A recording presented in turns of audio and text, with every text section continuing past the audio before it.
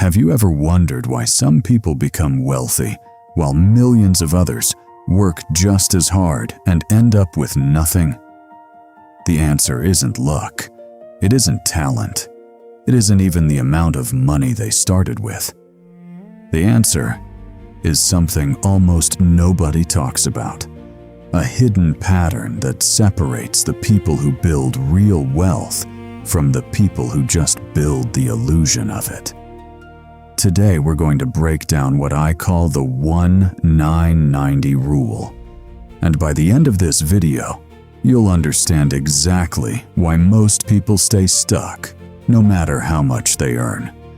Watch until the end, because the last part of this video might completely change how you look at your own bank account. 3 co-workers. Same company, same starting salary, same cubicle row. Their names were Daniel, Priya, and Marcus. They all got hired the same week, fresh out of school, nervous, excited, ready to prove themselves. For the first few months, they were basically the same person in 3 different bodies. Same lunch breaks, same complaints about traffic, same jokes about their boss.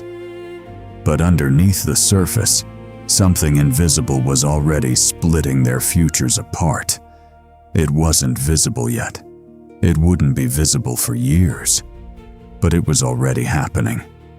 Daniel believed in living now. His philosophy was simple.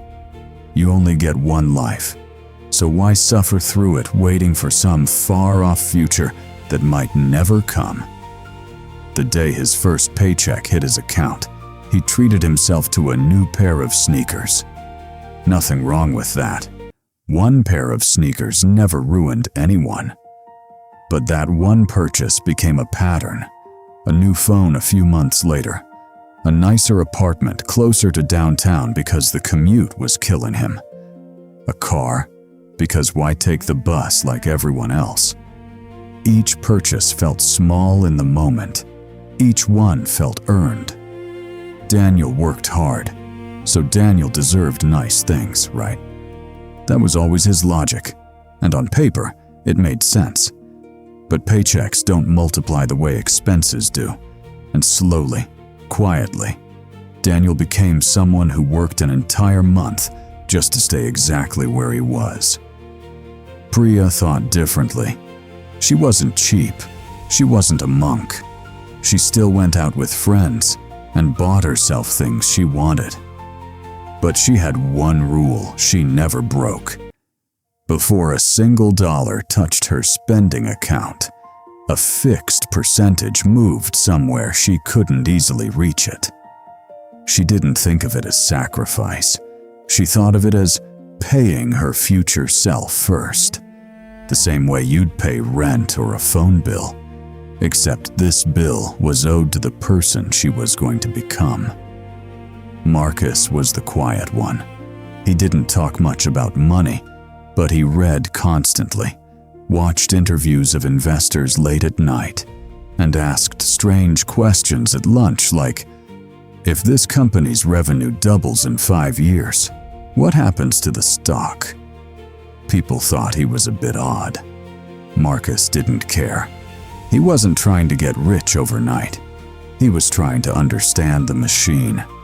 3 people, same starting point. 3 completely different relationships with time and money. And here's the part almost nobody tells you. In the first year, it looked like it didn't matter at all. Daniel actually looked like he was winning. He had the newest things, the best stories, the most exciting weekends. Priya and Marcus looked, frankly, a little boring by comparison.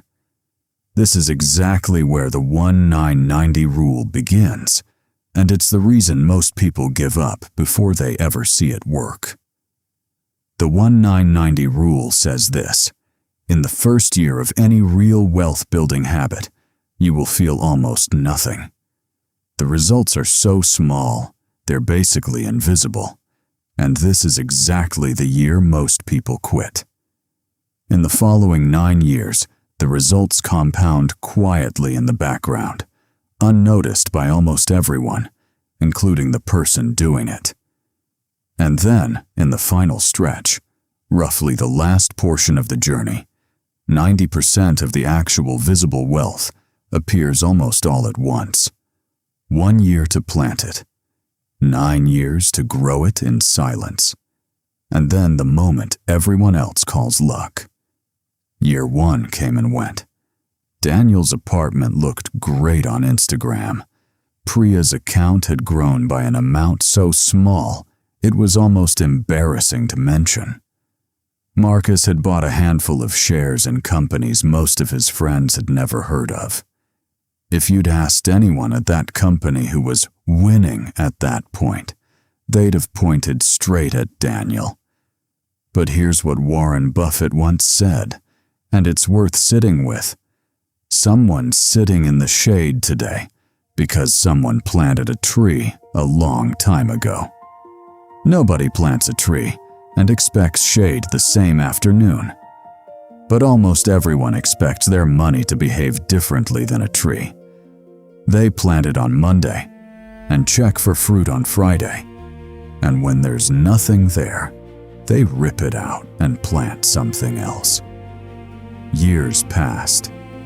Daniel upgraded again. New car because the old one wasn't really him anymore. A larger apartment because status matters in his industry, or so he told himself. Somewhere in year 4, he got a raise, and instead of noticing extra room in his budget, his lifestyle simply expanded to swallow it whole. This is the trap almost nobody sees coming, because it never feels like a trap while it's happening.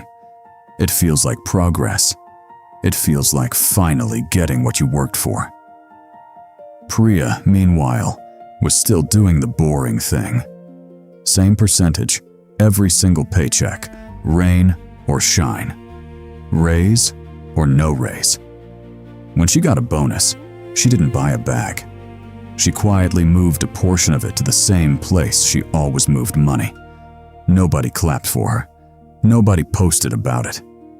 It simply happened, month after month, so consistently that it stopped even feeling like a decision. Marcus kept reading, kept asking his strange questions, kept adding small amounts to a handful of companies he genuinely believed in. He wasn't chasing headlines. He wasn't trying to time anything. Buffett has a line for this too. The stock market is a device for transferring money from the impatient to the patient. Marcus wasn't the smartest person at that company. He was simply stubbornly patient. Then came year 9. The 3 of them, now scattered across different cities, different jobs, reunited for a dinner none of them had planned carefully. Just an old group chat that finally turned into a real date. And the conversation, as it always does eventually, turned to money. Daniel laughed it off first, the way people do when a topic makes them a little uncomfortable. Man, between the car payment and the rent increase, I'm basically living paycheck to paycheck. Feels crazy considering how much I make now. He said it like a joke, but nobody at the table laughed. Priya spoke next, quietly, almost like she didn't want to make it a big deal. She mentioned a number. It wasn't a number that would make headlines, but it was a number that made Daniel go quiet for the first time all night. 9 years of the same boring percentage, untouched, growing on itself, had become something real. Marcus didn't even need to say a number. He just said, "I stopped checking my accounts as often. It got a little unsettling how good it felt." Daniel went home that night and, for the first time in 9 years, actually opened his full financial picture instead of just glancing at his checking balance. He'd earned more than either of his friends over that period, substantially more.